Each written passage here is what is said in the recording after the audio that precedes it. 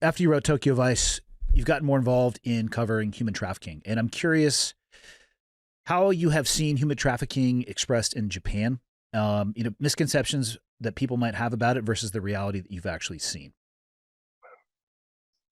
The thing about Japan, even when I was a reporter still writing about this, is that Japan has a very legal sex industry.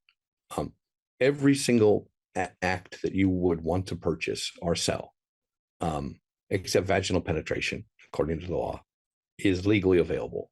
So, I mean, it can be advertised, and it is advertised. Even actual sexual intercourse, depending upon where the establishment is, and the zoning laws can be legal. And there's a workaround for that as well.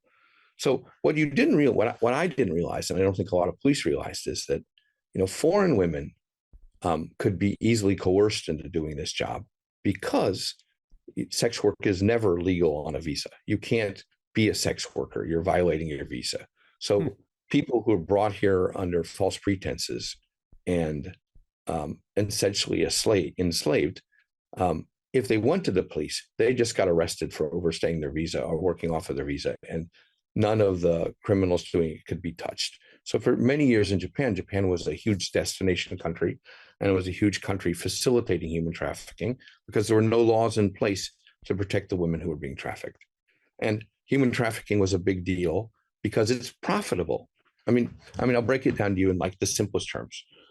And the market at the time was, the whiter the woman was, the more she's worth because she's more exotic.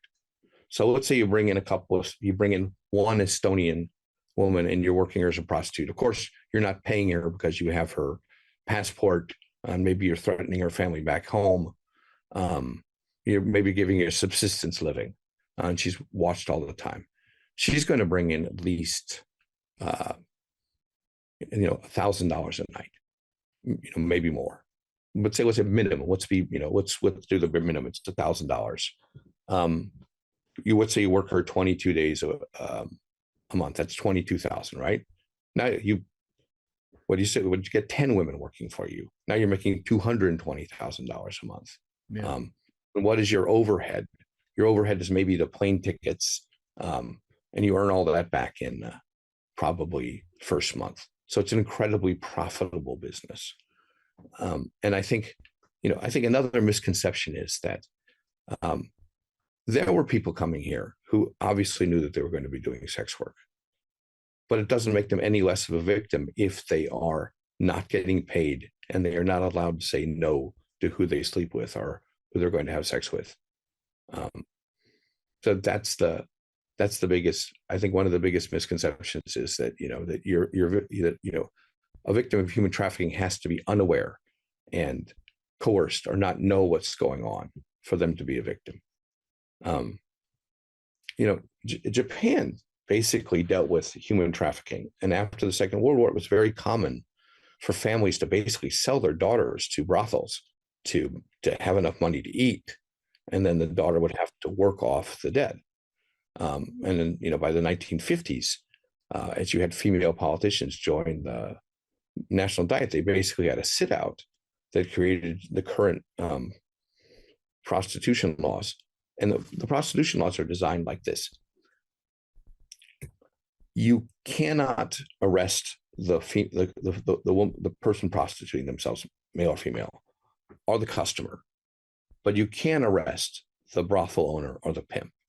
And the reason that was designed is that so that if you were a guy and you went to a place and you realize the woman there is sexually enslaved, she doesn't want to be there, she's miserable, she's not being paid, you could go to the police and say, hey, this person is being treated terribly. And the cops would be like, hey, thank you for the tip.